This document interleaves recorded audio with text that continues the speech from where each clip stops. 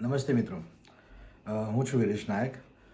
આજે આપની સમક્ષ એક વાત શેર કરવા જઈ રહ્યો છું. જો આપને યોગ્ય લાગે તો જ આનો અમલ કરવો, બાકી પારખી પંચાત સમજીને ઇગ્નોર કરવું. દોસ્તો, વાત જાણે એમ છે કે હું સોસાયટીમાં રહું છું એટલે આ વસ્તુ મારા ધ્યાનમાં આવી છે અને આ કલ્ચરમાં આવ્યા પછી છેલ્લા 5-6 વર્ષથી હું રહું છું તો મને ખ્યાલ પણ આવ્યો અને ઘણા સમયથી હું વિચારતો હતો કે આના વિશે એક વખત હું રજૂઆત કરું. જો કોઈને ગમે તો ઠીક છે, ના ગમે તો કરી શકો છો.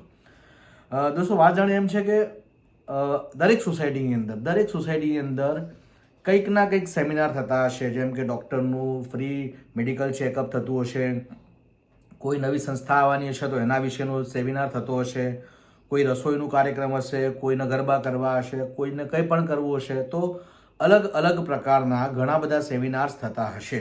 તમારી સોસાયટીમાં પણ થતા હશે, મારી સોસાયટીમાં પણ થાય જ છે. તો આના ઉપરથી મને એક વસ્તુ યાદ આવી. જેમ કે મારી સોસાયટીની વાત કરું તો મારી સોસાયટીમાં 232 ઘર છે અને મિનિમમ હું માનું છું ત્યાં સુધી કે દરેક સોસાયટીમાં મિનિમમ 30-40 ઘર તો હશે જ ને, હે ને? મને મિનિમમ સોસાયટીની વ્યાખ્યા એ પણ ખબર છે કે હું જ્યારે ભાડે રહેતો હતો ત્યારે મારા સોસાયટીમાં માત્ર 23 ઘર હતા. તો હું 23 ઘરનું લઈને પણ કહી શકું છું.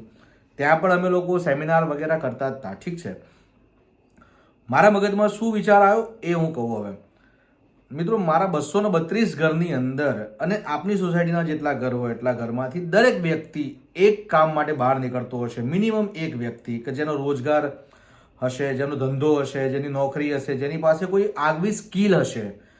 આજે તમે સોસાયટીમાંથી બહાર કમાવા જાઓ છો, તમે સોસાયટીમાંથી તમારો ધંધો બહાર કરવા જાઓ છો, તો હવે હું એવું કહેવા માંગીશ કે જો તમે તમારી સોસાયટીમાં તમારા જ સભ્યોનો કોઈ સેમિનાર કરો તો કેવું સારું, નહીં?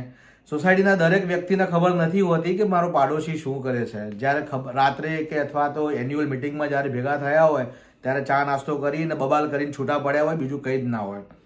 તો મને મન થયું કે હું એક આ મારો વિચાર શેર કરું.